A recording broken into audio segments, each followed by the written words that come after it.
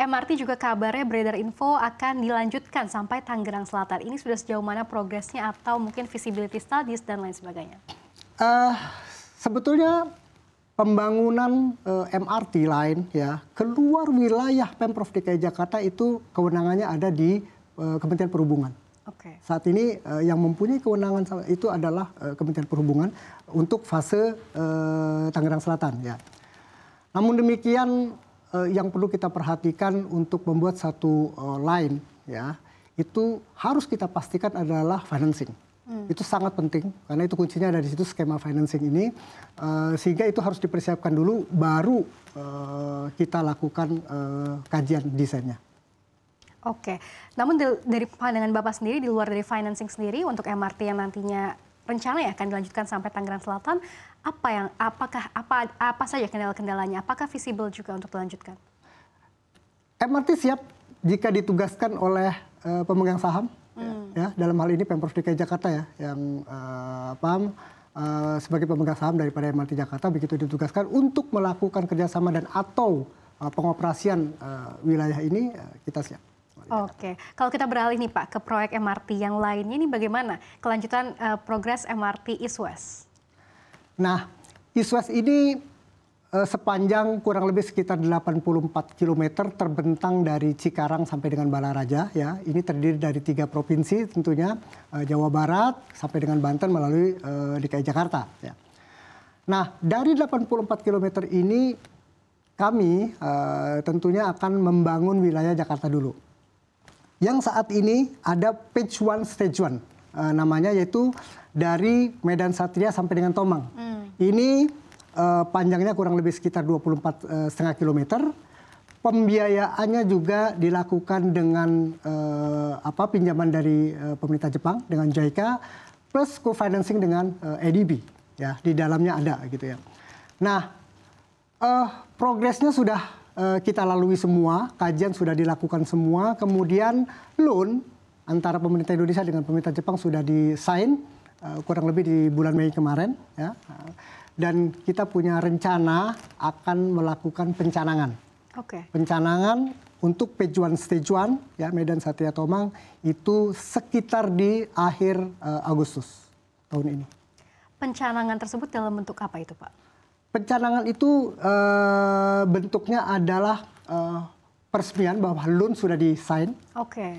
Kemudian kita ada pekerjaan preparation, bentuknya adalah testing ya untuk tanah, kemudian pohon, kemudian pembersihan atau identifikasi utilitas. Okay. Itu pekerjaan-pekerjaan awal yang harus kita lakukan sebelum kita melakukan pekerjaan lebih lanjut. Tentunya adalah persiapan untuk tunnel boring. Itu kira-kira. Oke, kemudian implementasi dari investasi yang telah tadi Jepang sudah suntikan begitu ke MRT, ya. Ini nantinya loan-nya dalam bentuk apa atau berapa lama ini diberikan pinjaman oleh Jepang?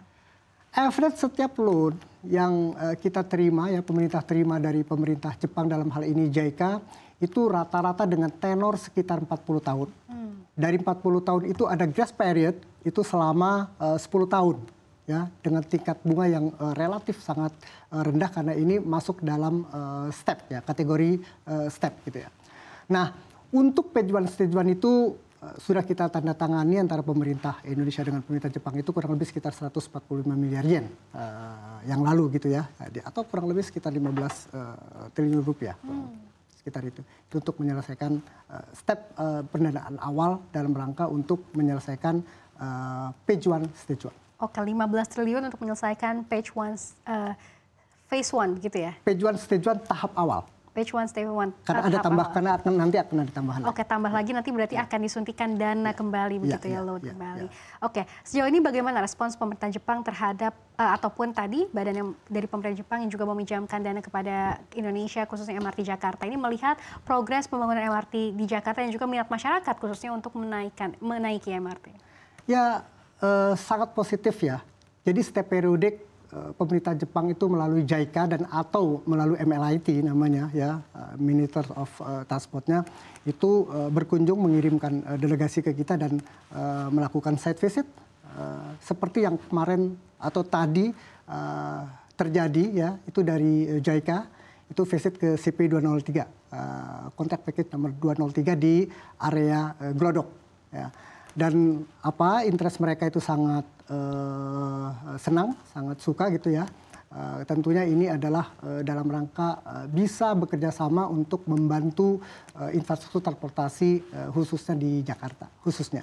Baik, ini berarti respons pemerintah Jepang ataupun tadi Badan yang sudah membiayai dari loan tersebut sangat positif juga untuk yang pembangunan tahap 2 sampai 4 sendiri. Tahap 1, tahap 2, tahap 3 sampai dengan saat ini sangat positif. Oke, baik. Ya. Dari masyarakat itu atau dari yang lain ini bagaimana, Pak? Kalau masyarakat saya kira sangat menunggu ya, bahkan ingin ada satu akselerasi proyek ini. Mengingat kita tahu ya, terutama kaum milenial sekarang itu sangat menggandrungi transport publik ya. Posisi sekarang ini satu trigger yang positif tentunya untuk mereka shifting dari kendaraan pribadi ke kendaraan transportasi umum ya.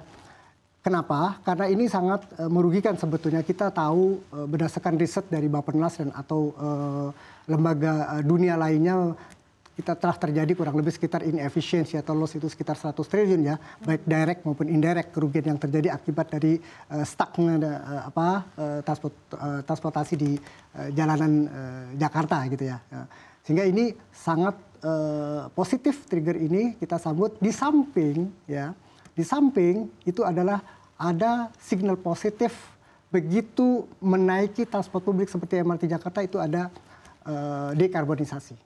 Gitu ya. Itu yang kita harapkan dan ini secara langsung menyelamatkan bumi.